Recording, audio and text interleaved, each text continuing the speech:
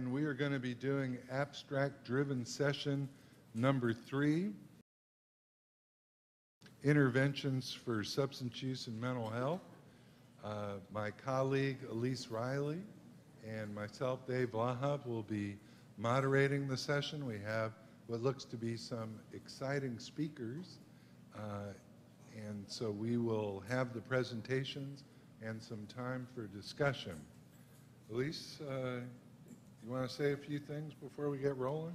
Sure, I'm really excited about this session. I think it's the work that I've been doing with my colleagues here in San Francisco with HIV-positive homeless women has been really pointing to mental health and addiction, and it's actually consistent with my work with injection drug users and incarcerated populations. These social determinants of health keep coming up again and again, and it's what we've been talking about all day. It's these upstream factors, and when folks are dealing with all of these upstream factors, there tends to be a lot of co-occurring mental health conditions. There tends to be addiction. So this is super important, and I think what Damon said earlier in the day, we need innovation with consciousness of disparities. I think these interventions are a great example of that, and really excited to hear about them. Me also. You know, one of the things that was talked about in an earlier session was approaches to prevention and, individual kind of small group interventions and community mobilization. If you look at HIV prevention, I think one of the more successful ones has been in drug users, the topic of this session, the injection drug users. And I think some of the success from that has been the comprehensive approach, building in the education, the teaching, the counseling, the needle exchange, the bleach disinfection, outreach for treatment, not only for HIV, but for drug treatment. And so now we talk about interventions, MP3 and so forth, for other populations. But the model, I think, was very early in the epidemic for prevention. What the session today deals with are some of the challenges and some of the difficulties that we have to overcome, and some of the innovative approaches in the particular challenges, whether it's also thinking about alcohol or dual or triple diagnoses. And there have been some very big advances on this in the past decade, and particularly in the past few years. So I think we're going to learn quite a bit today, and I'm looking forward to the discussion. I think, if it's okay, we'll call up the first speaker, Maxwell Davis from California State, East Bay, who's going to talk about consumer perspectives on alcohol use among HIV-positive African Americans. Hello. Let's see if I can do this right. Woohoo. Hi, I'm Maxwell Davis. I'm an assistant professor of human development and women's studies at Cal State East Bay, but I'm going to talk to you about a research study that I worked on when I was a research associate at Drew Cares, which is the Drew Center for AIDS Research, Education, and Services at Charles Drew University, which is a small, historically black medical school in Los Angeles. This study focused on looking at alcohol misuse among HIV-positive African Americans. So I guess I'm going to start with why we were interested in that. We, of course, all know that African Americans are at disproportionate risk for HIV. Coming from an integrated research and service center, this was also a population that Drew Cares served quite a bit of, so these are issues that we were interested in from a service delivery perspective. We know that alcohol misuse has a lot of consequences for people who are living with HIV and AIDS. Things like accelerated disease progression, a whole host of comorbidities, impaired medication efficacy, amplified medication toxicity, reduced medication adherence, and the fact that folks who acknowledge having alcohol issues are significantly less likely to be prescribed HAART. In addition, we know that when folks are drinking heavily, they don't tend to be their most responsible in their sexual behaviors. So as with all things HIV, there's sort of a mixture of prevention and treatment issues, and they become one and the same. So, oh dear, there we go. I'm going to skip through some of these. This was a large mixed method study, and I want to talk to you a little bit about the findings, but having listened to so many interesting presentations and discussions today, I also find that I want to talk to you a little bit about the methodology, which I think is very relevant to the examination of health disparities. Basically, we had a fairly large sample of 283 HIV-positive African Americans with whom we did long survey interviews where we gathered quantitative data on demographics, on their past and current alcohol abuse and dependence, their past and current depression, HIV stigma, religiosity, spirituality, perceived social support from friends, family, and significant others, and believe it or not, a host of other things. What we were hoping, though, was that we would obviously see some significant relationships in our quantitative data emerge, but we also wanted to include the participants' voices and discussions of their own experiences in their own words. So we did open-ended interviews with a small subset of 40 participants who, through the course of the SCID diagnostic inventories we used in the quant survey, had been diagnosed as either alcohol abusing or alcohol dependent since being diagnosed with HIV. In those open-ended interviews, we asked people to talk about the factors that they thought influenced their alcohol use in the context of living with HIV/AIDS, what they thought the impact of that alcohol use was on their HIV self-care, and what they saw as the most critical factors to recovering from any kind of alcohol misuse in the context of living with HIV and AIDS. Pardon me. The purpose, again, of including those open-ended questions was to try to explore maybe the etiology of and some of the social processes behind the significant relationships that we hoped would emerge from our quantitative analysis.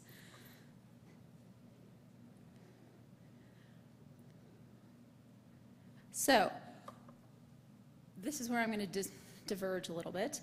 One of the things that I think makes this approach really relevant to looking at health disparities is that the use of some kind of qualitative analysis really allows the examination of social processes, and asking for consumer perspectives often introduces information that we wouldn't necessarily get through standardized measures or biomedical assessments.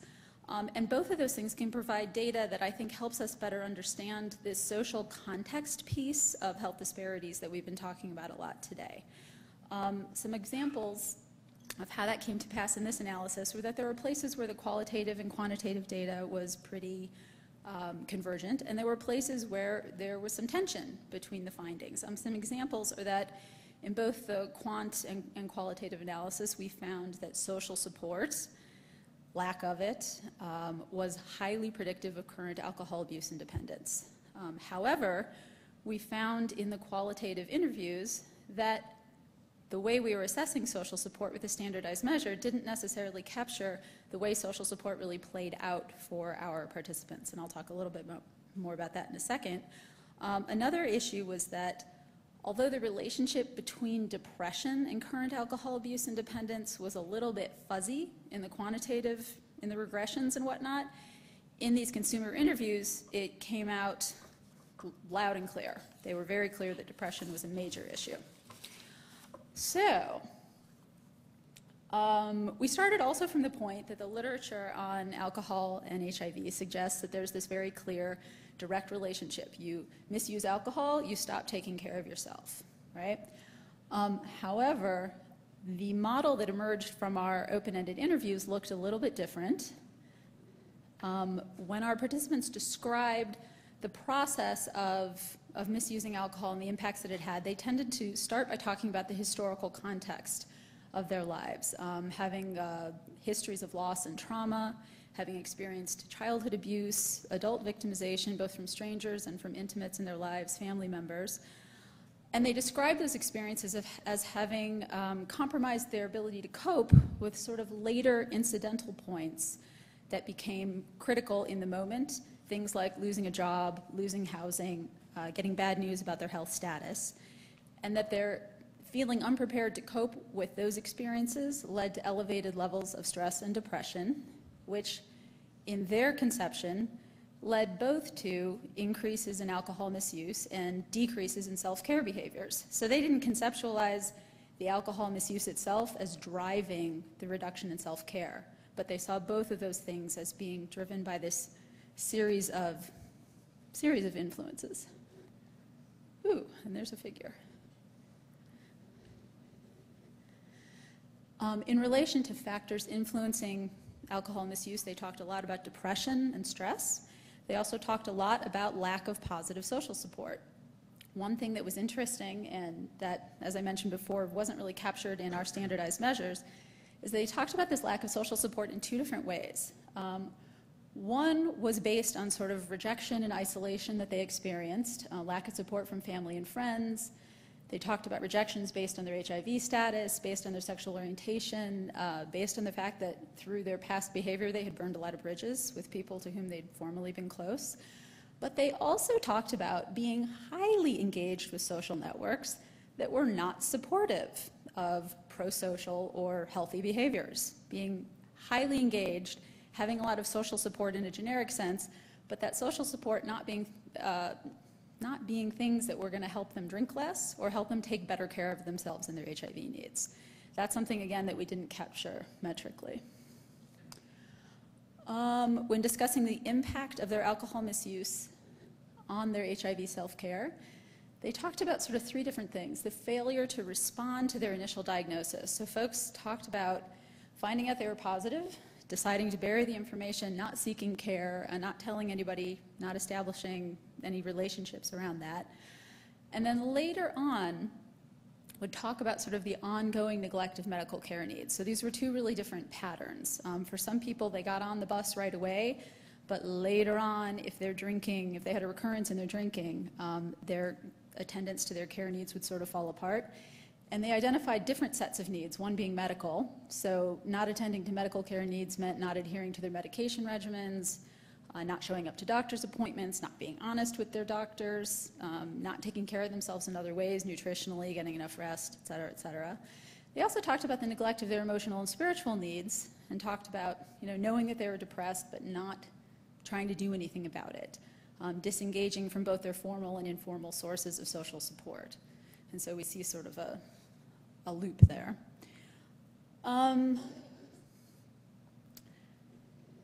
The factors they saw as critical to recovery in the context of HIV/AIDS included creating more positive social support. And again, based on this data, that meant not only engaging with positive supportive networks, but actively disengaging from these unhealthy, unsupportive social networks.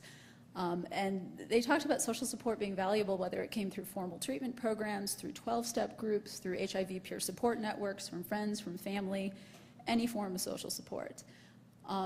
The other thing participants really highlighted was making an individual decision about and commitment to recovery. And they, from a consumer perspective, they saw that as something that was very internally driven. They didn't really think anybody could have much of an effect on whether or not somebody did that, but they did, in their descriptions, describe this as a process driven by the development of greater self-awareness and bolstered by addressing all of these underlying unresolved issues associated with those histories of loss and trauma. So, from an intervention standpoint, clearly that gives us an in. Some of the implications from our study were that, in general, HIV care programs attend to substance abuse treatment issues, but often alcohol abuse and alcohol dependence get overlooked a little bit in favor of addressing other drugs of abuse. There needs to be greater focus on that. Most of these folks were polysubstance abusers, so they would say, oh, well, my drug of choice was heroin, but when we talked to them about their alcohol use, it was clear that they, independent of that, had an alcohol problem as well. Clearly, this makes an argument also for using any alcohol treatment programs to enhance the social support that's available, and to look at depression as a real trigger for relapse and for instability in care seeking. Oh, I've tried to talk really fast, so I hope I made the 5 minutes. That's it. Thank you very much. Thanks very much. And I think what we're going to do is save questions to the end, so would you like to introduce? So next we have Pam DeCarlo on creating a model prevention and education program for young adult injection drug users.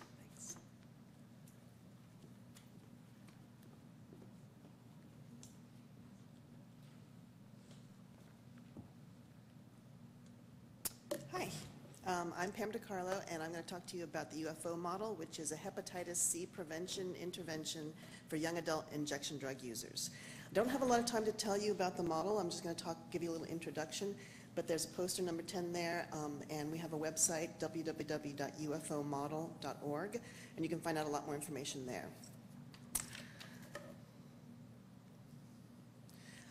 The UFO study is really a constellation of research studies that have been happening at UCSF for the past 15 years. We've studied risk behaviors, overdose, cessation and relapse, gender differences, acute infection, and we realized early on that in order to attract participants and to keep them coming back, we had to offer a lot of services. And as we learned more about our participants through our research, for instance, that 73% had ever witnessed an overdose, then we added services, in this case, overdose prevention training and Narcan distribution.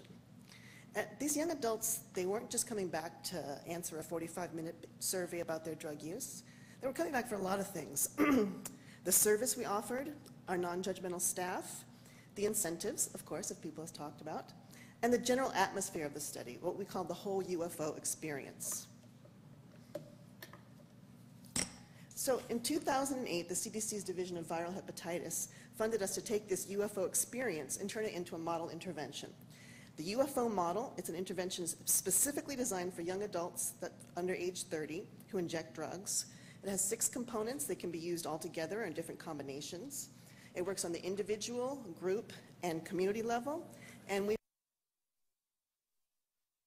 trainings and technical assistance for agencies across the country who might be interested in implementing and adapting the UFO model. We've been talking to a lot of folks across the country to learn more about what's happening with young IDU in their regions, and we've heard similar stories in a lot of cities, and you've probably seen news reports about this also. So they tell us that they're seeing increases in young people entering drug treatment and young people attending syringe exchange programs. They're seeing increases in cases of Hep C and cases of overdose among young adults. And they're seeing more young people who start to shoot heroin after becoming addicted to prescription drugs like OxyContin. So putting it in a disparity framework, there are lots of reasons for us to focus on young adult IDUs. Hep C is highly infectious. It's 10 times more infectious than HIV, and it's transmitted not just through syringes, but also injecting equipment, cookers, cotton, rinse water, alcohol wipes, tourniquets, anything that touches blood. And one study found that 37% of all Hep C infections in young adult IDU were due to sharing injecting equipment, preparation equipment, and not just syringes. So we have a narrow window of opportunity to protect young injectors. Within the first year of injecting, 20% of young adults will become infected with Hep C. And the longer they inject, the more likely they'll be to get Hep C. Within 5 years, almost half of them will have Hep C. So it's crucial to start prevention with young people and with recent injectors. This slide refers to data from our UFO studies and also a study of young adult IDU in 5 cities across the US. So a lot of IDU are homeless. Among UFO participants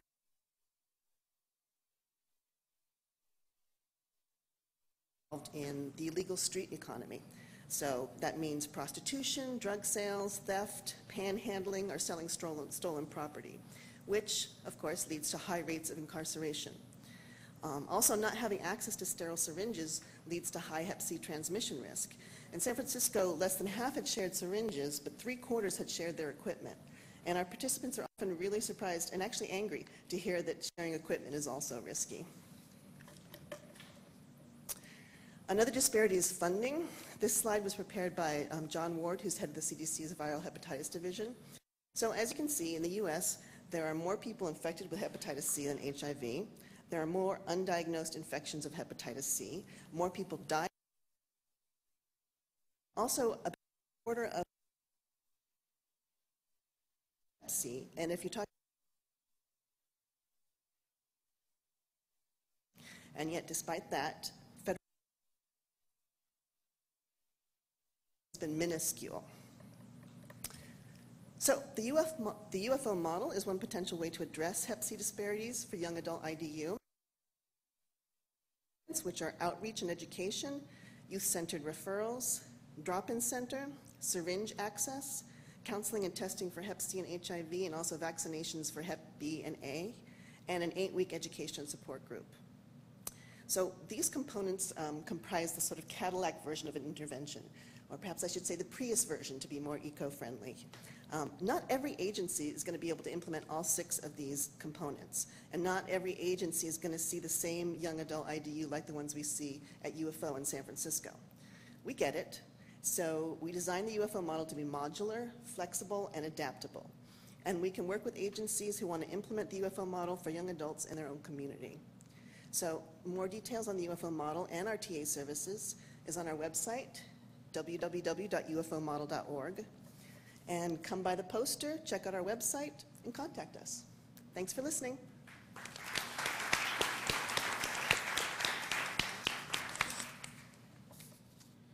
Pamela, thank you. Our next presenter is Michelle Hampton from the UCSF School of Nursing. Differences in substance-related risk behavior between dual and triple diagnosed, severely mentally ill adults. That's a mouthful. Hi, everybody. I am excited to be here today. I have been a psychiatric nurse for all of my career, and I recently got into studying HIV in the last couple of years in my postdoctoral studies at UCSF. And while it's been exciting, it's also been a little challenging because I feel like I am straddling 2 worlds. When I am in people who are, have a mental health background might look at my work and think, oh, well, that doesn't apply to me because these people have HIV. And then the same is true of people who have a background in HIV might look at the clients that I'm working with and think that doesn't apply to me. But you will find probably as I'm talking that all the people that I'm talking about are the same ones that you are. They all fit into the subsets of the population that you've been talking about today. But I also think there's a benefit to looking at them within this context because they do have some unique needs. So first I'll just kind of define what dual diagnosis and triple diagnosis is in case anybody is unfamiliar. So dual diagnosis is when someone has a mental illness as well as a substance use disorder. And then triple diagnosis is those who are dually diagnosed with a diagnosis of HIV. And for the purposes of this study, I included people with hepatitis C as well.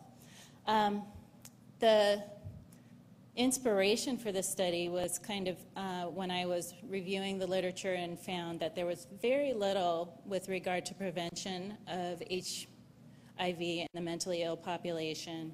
But then the few studies that there were, it was almost exclusively focused on sexual risk. And from clinical experience and what I've read, I know that a lot of people with mental illness use substances, and so that seemed kind of like the elephant in the room that wasn't being addressed. So the purpose of this study was to specifically focus on substance-related risk between these 2 groups and their recent substance use in the previous 30 days to their assessment. So the context of the data is that dual diagnosis has about a 50 to 60% rate in the mentally ill population. And this is one of the more conservative estimates. It's been as high as 70 to 80% in other studies. And then within that population, people have a 1.7 to 5% rate of HIV, which is much higher than what you see in the general population. And then for hepatitis C, it's even higher, 19%. And HIV and HCV co-infection, the rate is 1.7%. Some of the primary reasons we know of that are related to HIV and HCV infection are injection drug use, and 17 to 20% of people with mental illness have reported injection drug use. And then even if we are going to focus on sexual risk, it's heavily influenced by substance use. So when we look at mentally ill populations, we see that with increased substance use severity, you see people having more sexual partners and more likely to trade sex for drugs, money, or alcohol. And like several other people talked about today, they're within these high-risk networks, both social and sexual, and so they're more likely to engage with other people who also inject drugs, exchange sex for goods or money, or people that are HIV or HCV positive. So this study was a secondary analysis of data from a randomized control trial. It was a wellness intervention. The data from this study was collected at baseline or enrollment, and the sample collected for, or recruited for the parent study included participants who were 18 years of age or older, spoke English, and were admitted to a residential crisis program. And this is a program that's kind of a step below the psych emergency services, so almost at the point of being admitted to acute care, but just below that. And then for the current study, all of those people were eligible for inclusion in this secondary analysis, but we excluded participants who denied any history of lifetime substance use, so that was 23 of that 309, and then the other people were excluded who spent more than 3 weeks in the hospital in the previous 30 days, because that was the period of time that we were looking at. So we wanted to know that if somebody didn't use drugs, that it was by choice rather than just not having the opportunity for being in the hospital. So there were several measures used, but the primary ones for this study included the Addiction Severity Index that looked at lifetime and most recent substance use, and the Quality of Life Interview, which was where the socio-demographic data came from. We also looked at clinical and billing records for inclusion criteria, as well as the diagnostic information. And we used logistic regression and descriptive analyses. So the sample in the study, the largest racial group was white, 44.8%. Most of the population was male, 69.4%, and the mean age was 38. Most of the sample had a non-schizophrenia diagnosis, so these were schizophrenia spectrum disorders, depression, bipolar, anxiety disorders, and so the non-schizophrenia was the largest group. And as far as the HIV and hepatitis C diagnoses went, the triple diagnosed group made up 25% of the sample, and there were 6% that had HIV only, 15% with hepatitis C only, and the co-infected group was 4%. So kind of close to what we found in the literature. As an aside, I wanted to take a look and see what the injection drug use looked like between the people who were HIV and hepatitis C infected. We'd expect that the lifetime use would be there, but it was also significantly more in people who were infected in the past 30 days as well, in both groups. And then for the logistic regression analyses, we ran 2 analyses. One was for the most frequently used substances, and the other had to do with the routes of administration and controlling for age and race. So for the substances used, the only drug that was significantly different between the 2 groups was amphetamines, and people who had triple diagnoses were 2.6 times more likely to use amphetamines. And in the descriptive data, you could see that more than half of the people who used amphetamines did so by injection. And people who were triple diagnosed were more likely to have used more drugs over the lifetime. And with regard to the routes of administration, injection drug use was in the past 30 days, was 3 times more likely in people with triple diagnoses. And they were also significantly older. So in conclusion, people who had injection drug use and used amphetamines were more likely to be in the triple diagnosed group.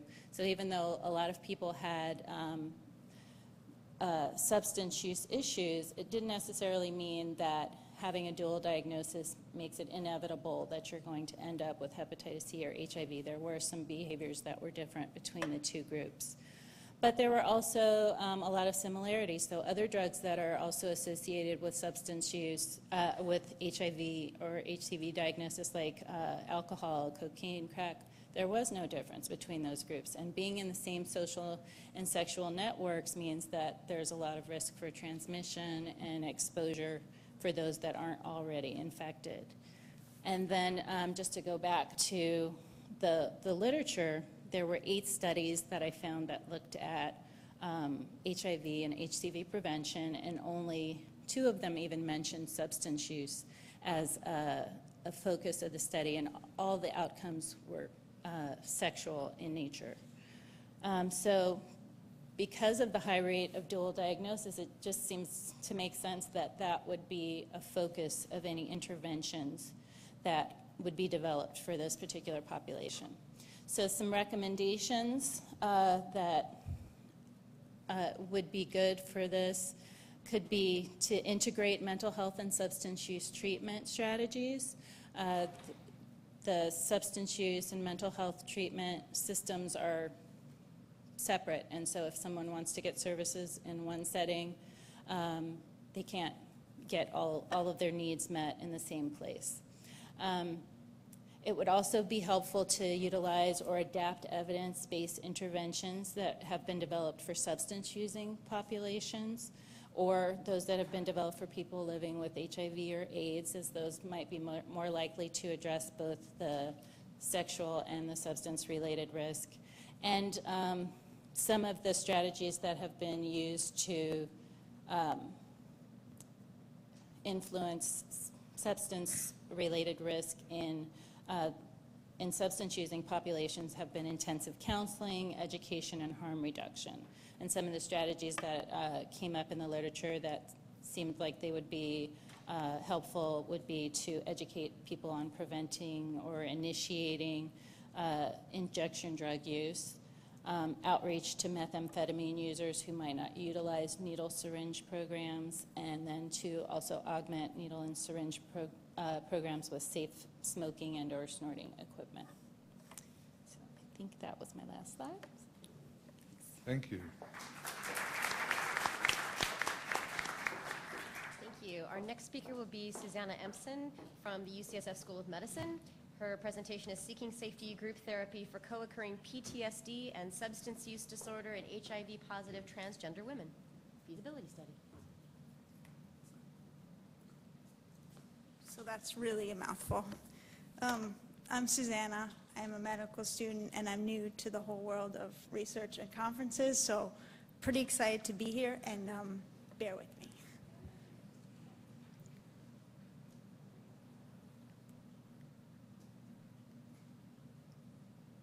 Oh, there, oh no. Oh, okay.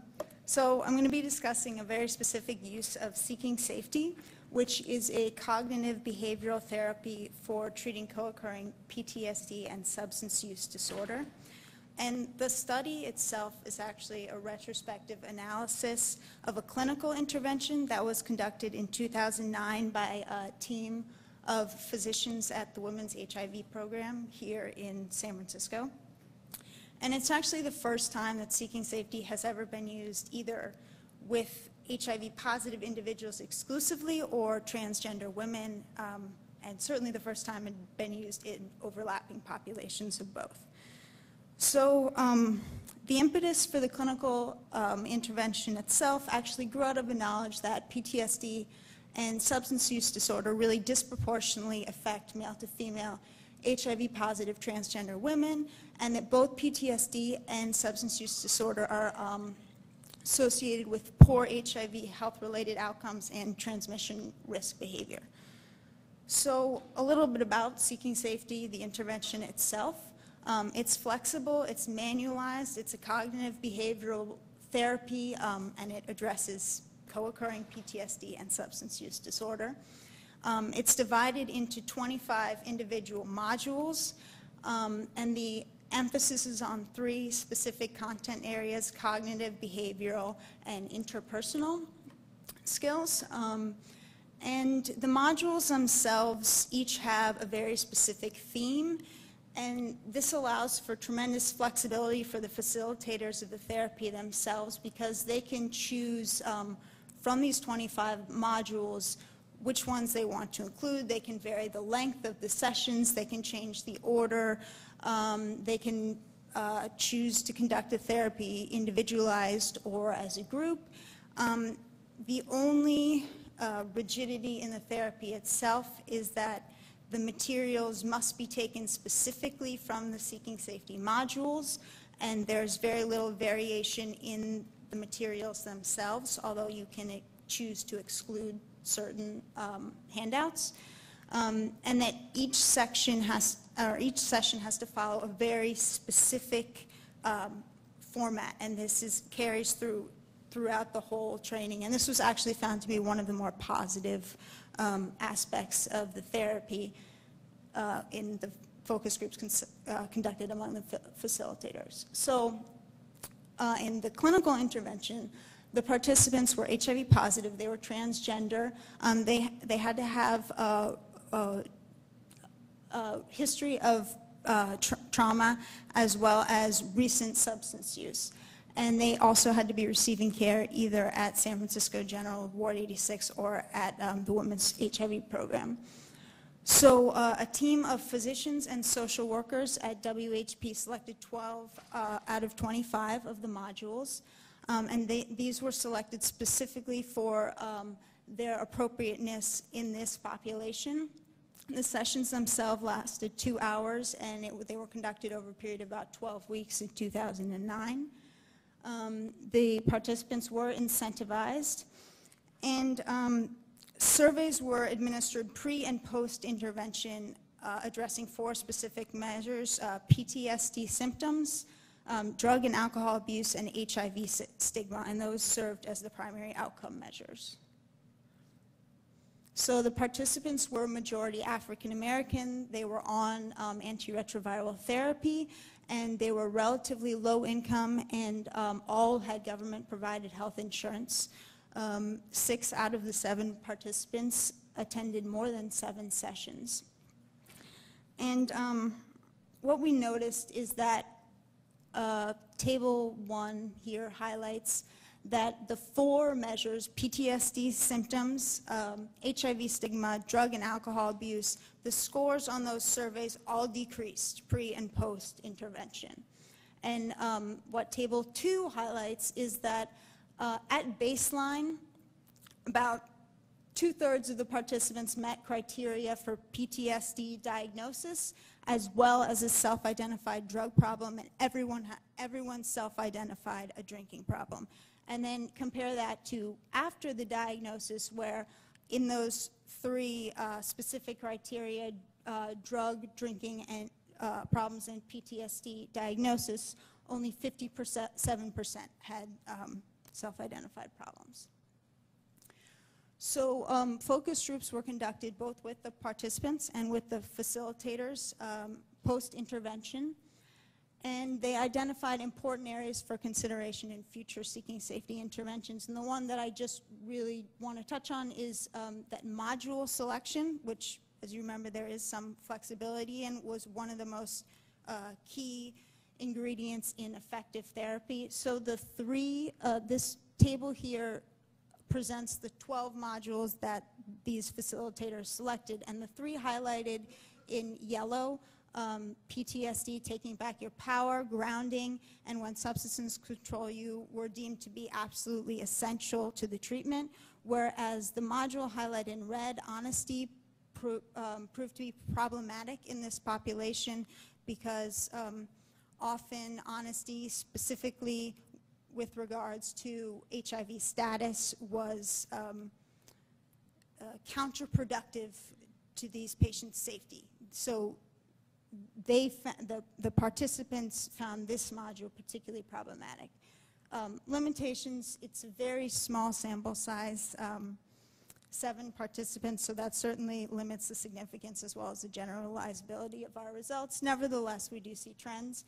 And so in concluding, seeking safety is feasible to conduct in HIV-positive male-to-female transgender women, and it may in fact reduce PTSD symptoms as well as substance use, but we really need larger studies to tell whether it is in fact efficacious in this population as well as other HIV-positive populations.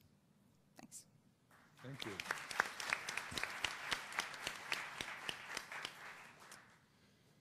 All right, our next speaker is Allison Kraus and Paul Harkin from the Glide Foundation, Addressing Disparities in Social Stigma, Health Promotion with Crack Smokers.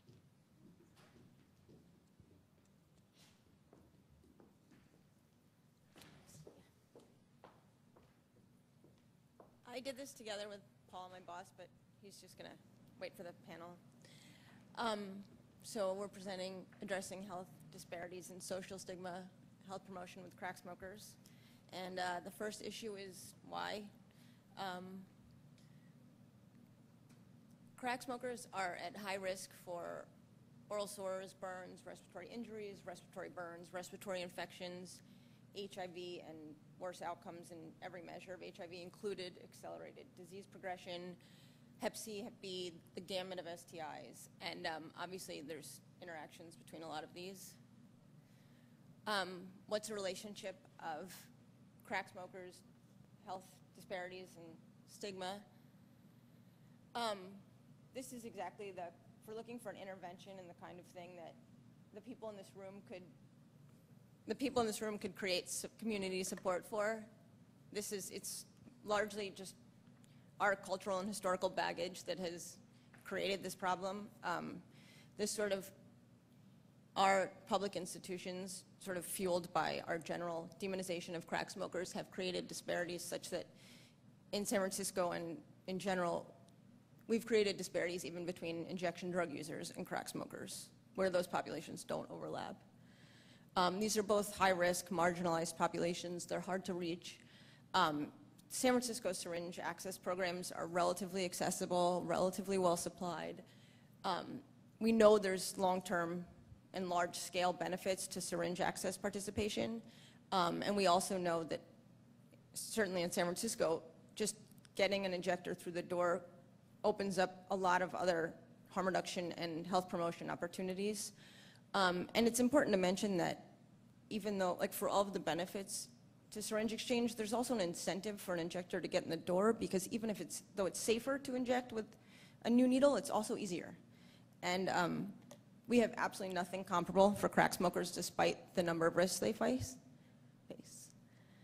So we see this obvious need. Crack smokers are at high risk. We're doing almost nothing about it. So there's a need for increased service provision and increased engagement. In the same way that an injector walks into a syringe access program and they can find anything from free vet care to treatment options to housing, there's nowhere to get crack smokers in the door. And we think one way to do this would be increasing our material distribution to crack smokers. We run harm reduction services and outreach programs for those of you who do or don't know, San Francisco, in the Tenderloin District, and in a very specific part of the Tenderloin. The blue star is where we're located and where our fixed syringe access program is. The red streets are our sort of major outreach areas, and what they have in common, that anyone doesn't know, these are the notorious crowds of public crack activity, the selling, dealing, people pulling it out of orifices to deal more, people scraping the sidewalk to find crumbs.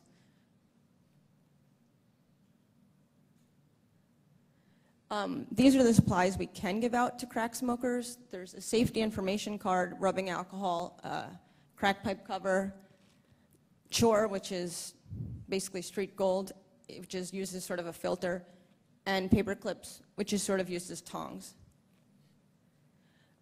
So to investigate how the effect of material distribution to crack smokers, and to sort of pursue what it would mean to just basically the notion of crack pipe distribution, how that would affect our interactions and outreach efforts to this population.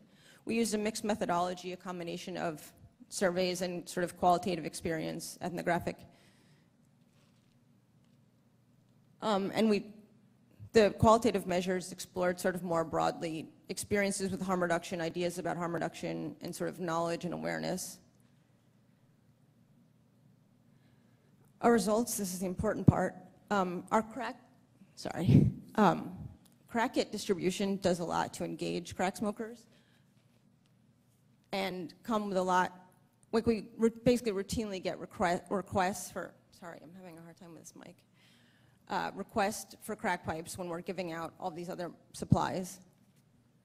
And in a survey that we didn't even bother doing the statistics because the results were ridiculous and not surprising, everybody would describe their willingness to come through the door, to come to our fixed site if we were offering crack pipes. And by everybody, I mean the amputee vet who can barely get across the street. And a lot of our regular crack smoker clients have never made it in the door. And these are people we see twice a week sometimes.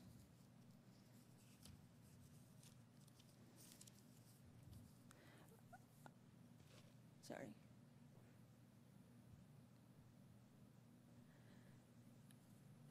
This is an important result. The stuff we do give out, which is those crack kits, and we also give out condoms, lube, and there is a safety card, to sort of harm reduction for crack smokers card in those packets. Just distributing those in these areas, there's a lot of opportunities for health promotion. We have a lot of really valuable conversations and interactions. There's a lot of times people, especially when we first started, couldn't believe that we were there or that anybody thought distributing anything on Turk and Taylor was important.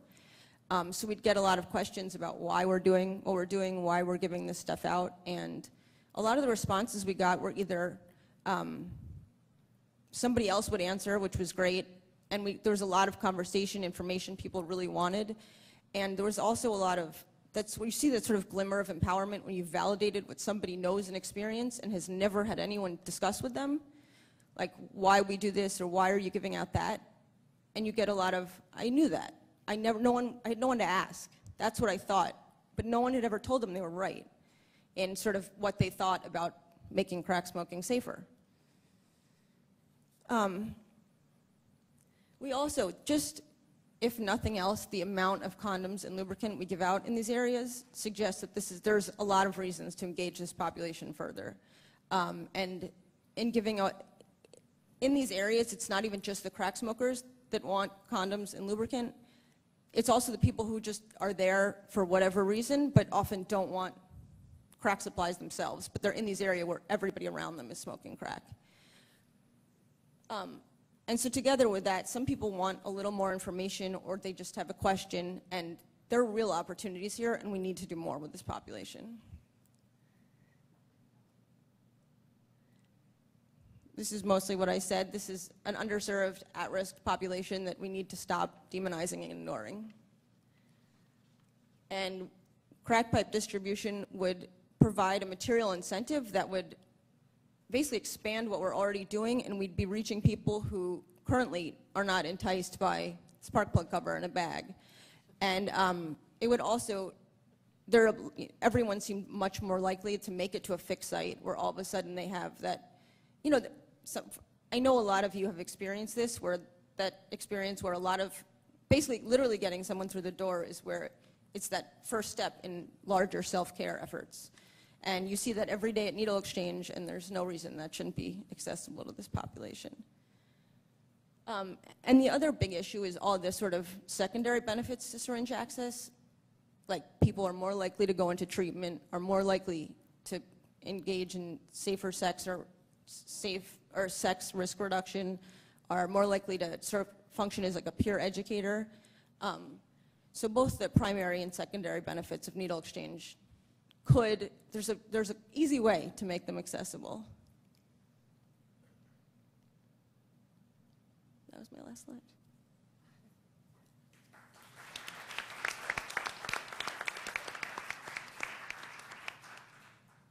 Thank you, Allison. Thank you.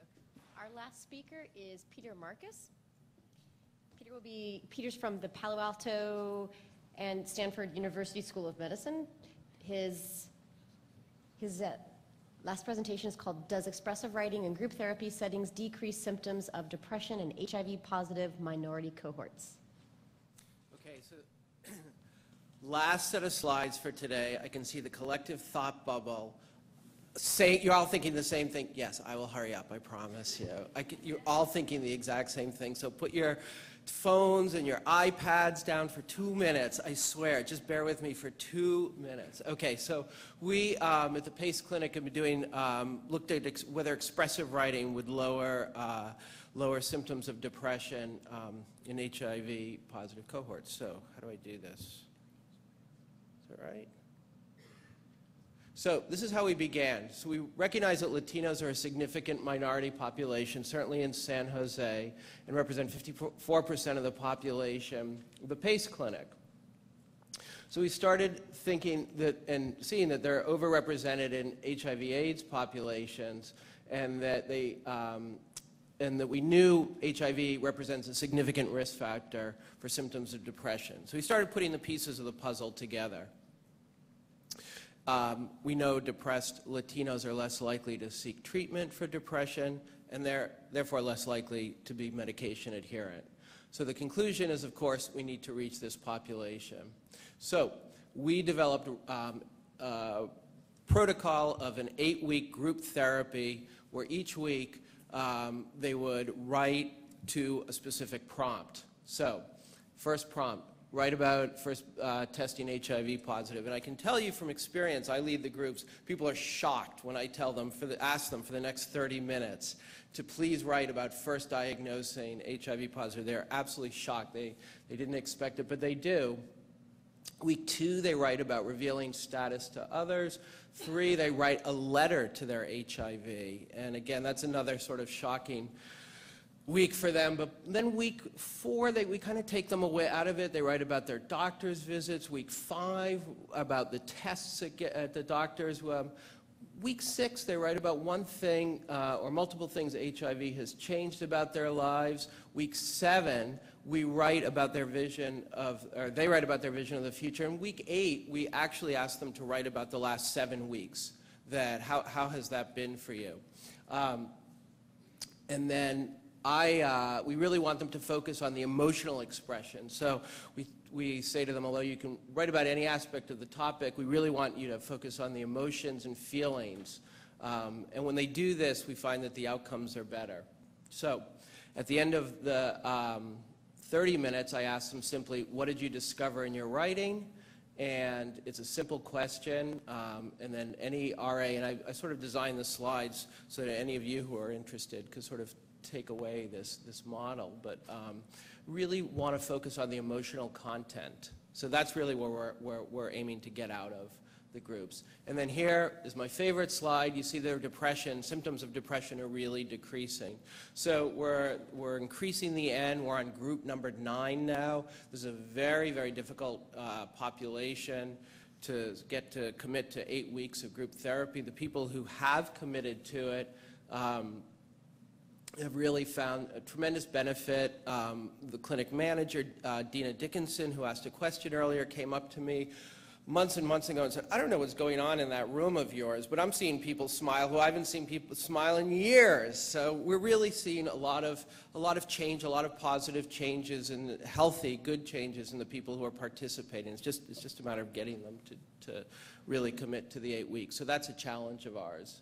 So if you're thinking about something like this, you know, the factors are to consider again. 8 weeks are intimidating. You want to pair up people who have been HIV positive for long periods of time versus newly infected versus medium periods of time. We found that was really important. Parenting of group members can initially be viewed as empathetic and caring. I would watch the older, people who have been infected longer kind of take on a parenting role. What we came to realize is, yeah, that's actually a form of avoidance. So you really want to get people to focus on expressing emotional content. Any way they're avoiding it, they're avoiding the protocols. So, and then biopsychosocial issues. illness, getting to the clinics, so where they're located. I think as we expand this, we'll think about being more in the community, so a conference like today is incredibly helpful. And then ground rules. We found people were, one case dating, and another case asking prior group members for the writing prompt. So we're learning with each group. And then we want to always pay close attention to people who express emotion and people who don't. So here are quickly salient themes. I used to live an out-of-control life. Now it's out of control because of HIV. I don't want to be with people. HIV seems to always come up, so there's isolation, secrecy, finding partners. It's hard to know when to bring it up. There's never a good time. Hooking up, and this we heard about online communities earlier. I check out Craigslist. They can't all be HIV negative, and so many of my friends from when I was younger aren't around anymore. But yet, when I have people write about the future, one research participant wants to go back to school and finish actually high school, and this is somebody who's in, I think, in his early 50s. So it's really, really positive. So there's really a vision of the future. That's it. So thank you very much. Your collective thought bubble is thank you. And if any questions, I'm on poster 30. Thank you.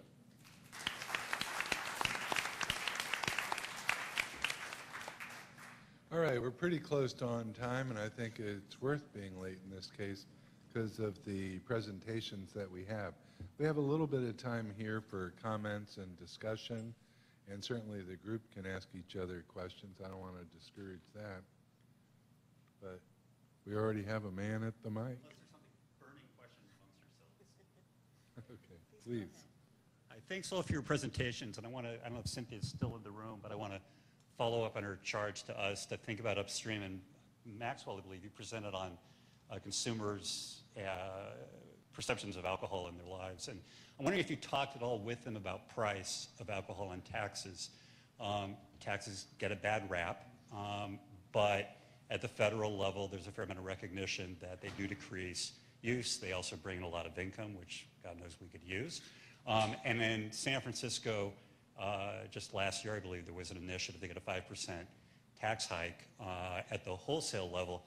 And I'd be amazed if any of us in this room actually got involved in whether you're pro or con, if you even knew about it. But I'm wondering if you talked at all with your folks about price and how that might have an impact on their lives. We didn't address the tax issue at all because the data collection was completed before that hit the media. We did talk about price in terms of people talking about access to alcohol being easier because of its relatively low cost, such that if they were going through periods where they couldn't necessarily afford some other substance of abuse, alcohol was sort of the fallback. They also talked about it, and this is sort of related to price, as something that was available on every street corner in the neighborhoods in which they lived and spent time. Please. Hi, thank you everybody for your nice presentations, short and sweet. So Maxwell, I have a question for you. Hi, by the way. So regarding alcoholism as a factor that you were looking at in prevention and transmission, were there other recreational factors, recreational drugs that were factored in, and how did that impact your actual findings, or how did that impact the behavior of the people? If I'm understanding you correctly, Just additional recreational drugs factored in besides alcohol. well, because we were trying very hard to focus on alcohol in this study, we spent a lot of time trying to sort out and clarify with people when they talked about some behavior or experience. I did all of the in-depth interviews, so I would spend a lot of time trying to make sure this was something related to alcohol use exclusively, or this was something, this was a time when you were using crack and alcohol, or, were there other substances going on? So I tried to be very conscientious about that, but it's a really tricky issue because, as I said, so many of them, at least historically, had been polysubstance abusers. I can tell you in our sample of 283, about 13% were met the SCID criteria either for current alcohol abuse or current alcohol dependence. and over 75% of them met the SCID criteria for past alcohol abuse or past alcohol dependence. So that, again, creates some data interpretation issues.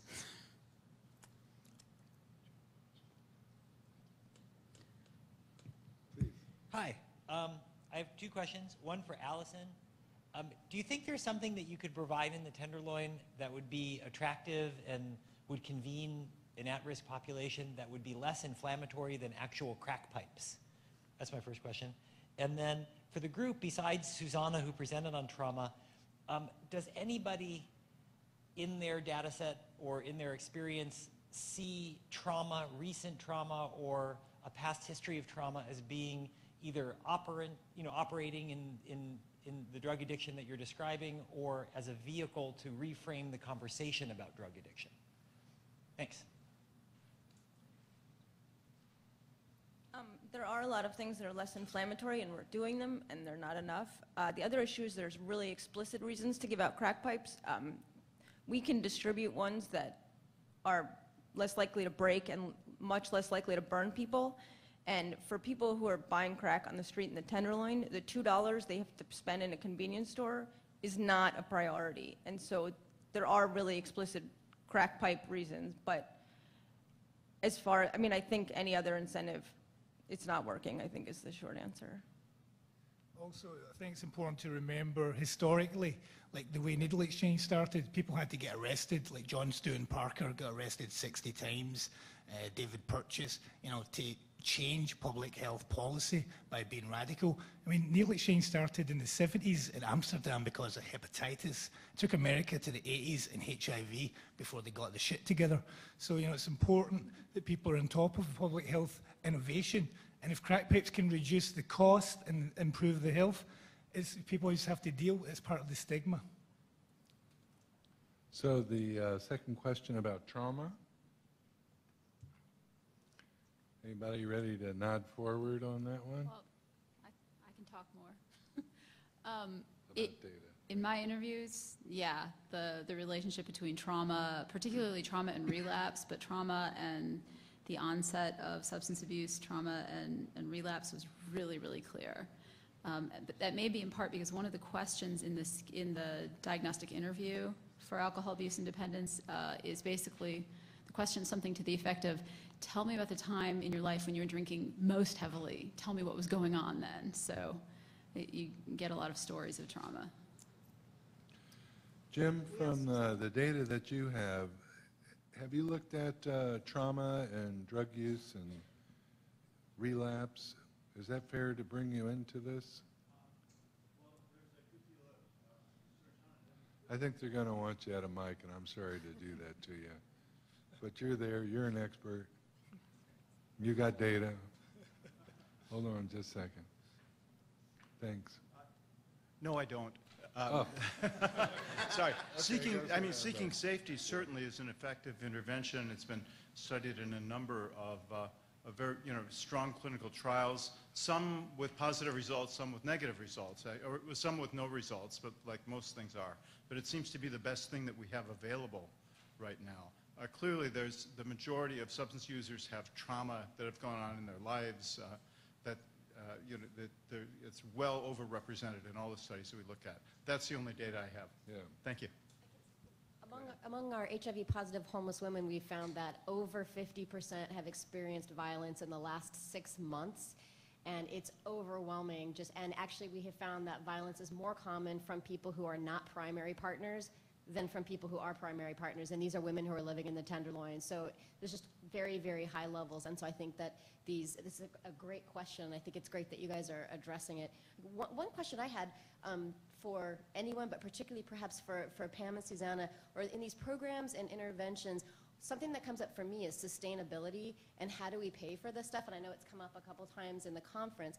Have you guys thought about how could we do this in a way that would be sustainable when UFO goes away? How would it keep going? Or when, how does Seeking Safety get funded? Have you guys thought about this and come up with any creative ideas?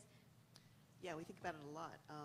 We're currently pilot testing our materials in 2 cities, in Sacramento, California, and in Newark, New Jersey.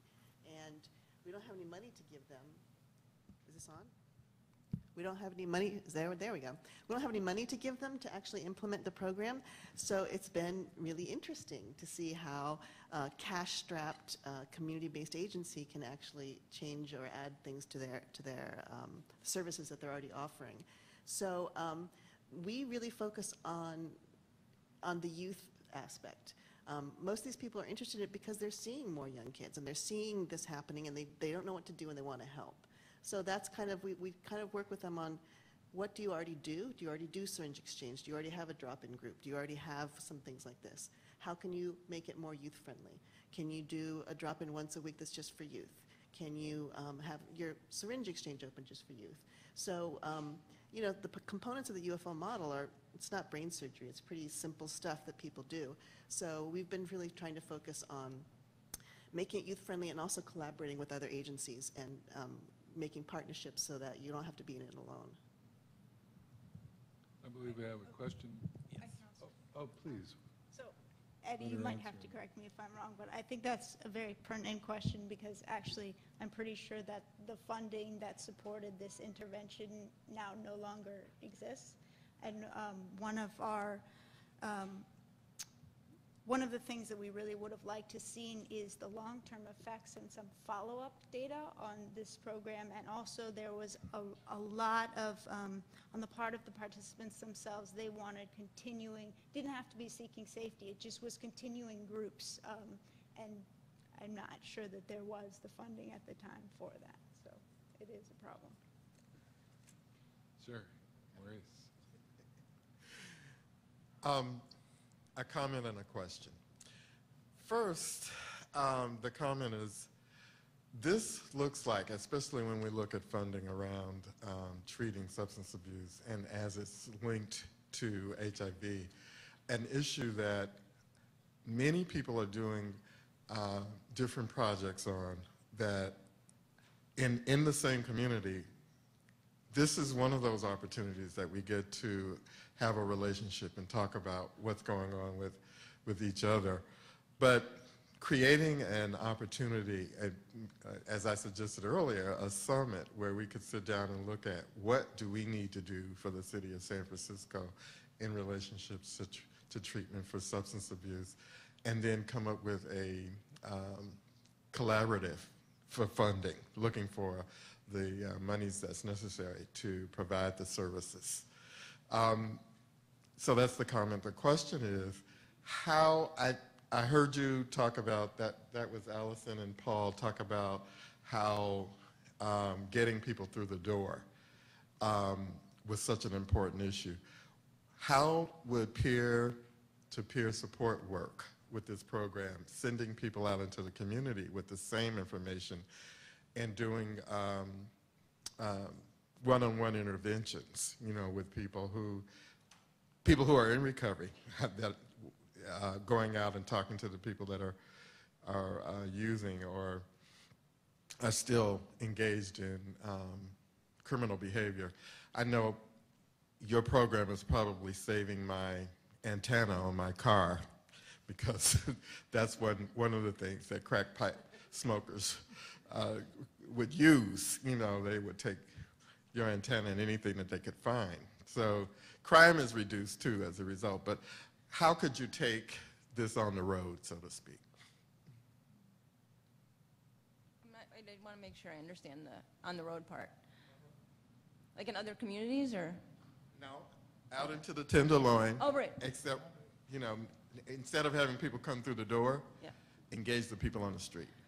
Once you get a few people in the door, certainly the example with syringe exchange is that people go back and either provide the actual service for their peers or their friends or their hotels, as is often the case, and they help educate them.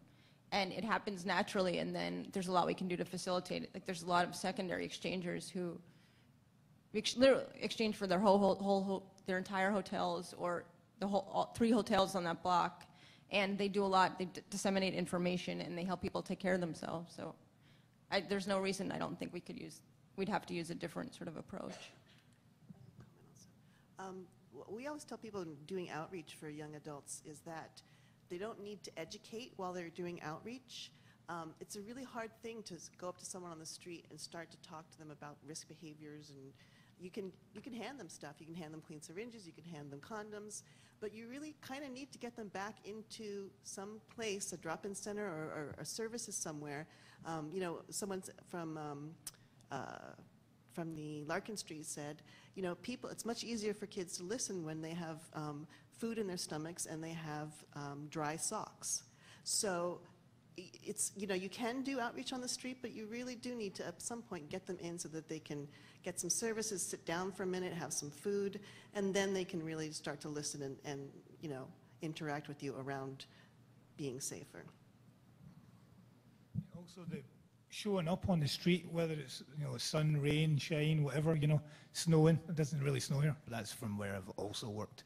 But just consistently showing that you're there for that community, you know, and you're trying to build relationships. You know, you're not just a distribution machine, you know, because there are cities that have vending machines with syringes. You know, we're human beings talking to other human beings, trying to engage people where they're at. So, you know, it's like community outreach is happening, but as has been said, when you get it into a different venue, you can have more, you know, you can facilitate better education, like safer injection, whatever, you know, so, but you have to still have that outreach component. Peter, I'm fascinated with the expressive writing, and I'm wondering, were there any that you were reading that just had something that you felt you had to intervene? In other words, people are using it catharsis, right? It's a good question. I actually don't read anything they've written, and that's a pact I make with the participants. I tell them that during the 8 weeks, what you're writing will go in a book. It'll be put in a locked cabinet. So I really let them engage. Now, I didn't intend to, but I sort of broke that pact. And what I did is, well, Dr. McGlynn, actually, who you met earlier today, went through the books and Xeroxed pages. We made sure there was no identifying information and taped it up over there. So you actually can go to poster 30, I sound like an infomercial, and a late night infomercial, and read what the participants have written. So one of the things that we really, if you know, there was anything that was really urgent that came up in the group, like suicidality or something like that, we would take care of that immediately. But given the fact that there's an hour to talk after the writing each week, we really give the participants a sense, you know, to either express what they've written, they can read what they've written, they can just talk about themes that came up. And a lot of it is really kind of redirecting them to the emotional content. Yeah. I mean, part of my thinking is if you have a person that's very depressed and all of a sudden they feel really good, is it the catharsis of writing, or did they just make a decision? Yeah, and one thing we see, and this is consistent with all the groups we've run, is it doesn't happen that quick. It's really over the arc of the 8 weeks. So it just worked out that the prompts kind of take them away from those first sort of shocking weeks about writing about their diagnosis, writing a letter to their HIV. By the end, they're week 7, they're thinking about the future, and week 8, they're kind of reflecting. So it's kind of a gentle re-entry, and it just works. It's, you know, I would love to be able to show pages and pages of statistics, and sometimes we just don't know, you know. Well, I can't wait to get home and write myself a letter. So I'll put it up over there tomorrow morning. Very good. Please. Hi, my name is Kimberly. I'm a doctoral student at UCSF, and I'm particularly interested in stigma. And so for those of you who have worked with stigma and measuring stigma in your studies, I'm interested in how you measured it, and which measurements you chose and why. Okay, I can attempt to address that. We measured it according to an HIV stigma scale. I'm not sure the specific name of it, but I have it up here if you'd like to take a look. I believe it's 44 questions, and participants answer them pre and post. I've actually tried to conduct that same thing internationally, and it did not work at all, mostly for language and communications reasons. The reason that specific scale was chosen for us, and again, this is through focus group conversations with the facilitators, is that it was easy to understand. It didn't require high reading comprehension to fill it out because the participants didn't necessarily have a high level of education.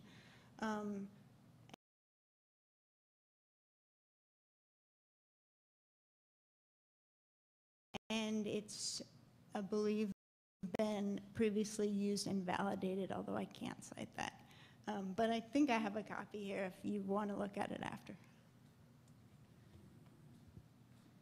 I used what's probably the same scale. I think it's 40 items, and I think the author is Bunting. Does that sound right? Yeah, it was developed in like 1996. Although I have to say I did factor analysis on our data from it and didn't come up with quite the same configuration that's in the validity and reliability information, so.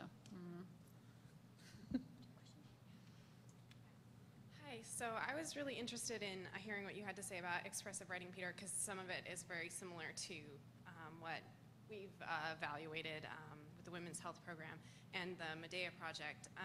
And when I was listening to you, I was trying to think about what Cynthia encouraged us to do in terms of bringing it back to the structural sort of why are people getting sick aspects. And so I just have a comment about that, and then I have a few questions about the program that you did. And so something I was thinking about is expressive writing and what you've shown on how it affects mental health and what other people have shown. Really, I think it provides a good argument for supporting English programs in middle school, high school, elementary school, and really encouraging kids to speak out and express themselves and learn how to express themselves through writing or other forms. And I'm wondering if maybe future prevention programs could sort of couch themselves in that sort of arena. And then specific questions, I saw on your graph that you had on sort of the effect for the participants on their depression score over the 7 weeks, or 8 weeks, I guess. It seemed like some did really, really dramatic results. Some just had middling results, and even I think I saw one that kind of got improved. And I was just wondering, I guess you don't read their work, but I was wondering if you have any comments on, or if you plan on looking into what factors are kind of affecting their, I guess, improvement in their mental health scores.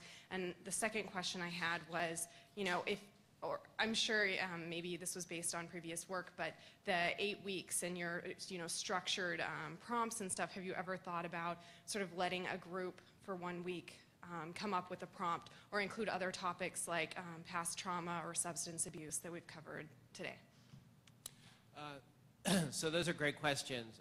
We'll definitely be looking at factors as the N grows larger. But one of the things that I have to say about expressive writing is that all of those themes come up. Substance abuse, if it's an issue for the individual, it becomes a theme of the group. So absolutely it comes up. What was the other thing you said? Oh, coming up with their own prompt. That's really a good question. One of the things that we really wanted in designing the protocol, designing the experiment, is to make sure that the discussion was very focused. We wanted to bring out the emotional content. So the work of James Pennebaker dating back to the mid-'80s, Denise Sloan at Boston University, those are all people who have studied expressive writing through, and those were convenient samples. Their N was college freshmen. So, and then as kind of expressive writing moved into hospital settings, a little bit, but this is the first research that I know of anyway, and Dr. McGlynn as well, that has ever looked at group therapy in combination with expressive writing in an HIV-positive cohort, and then specifically Latino, and then we also have a concurrent research going on in the broader clinic. So there's a lot going on. Control groups, coming up with their own prompts. Dr. Gomez has inspired me to get out and I could do 50 years of research. based on, you know, your talk this morning, and just kind of getting out. We have to have an HIV negative group, writing groups, people who are at high risk. I mean, what communities can we bring this into? We're going to have a Spanish speaking group. So it's just growing and growing and growing, and time is the challenge. I literally sit in front of the groups and say, hi, I'm a graduate student. I don't have anything to give you. Please come for 8 weeks. And they do. So, you know, I wish I could, and so there's no funding. So funding is an issue.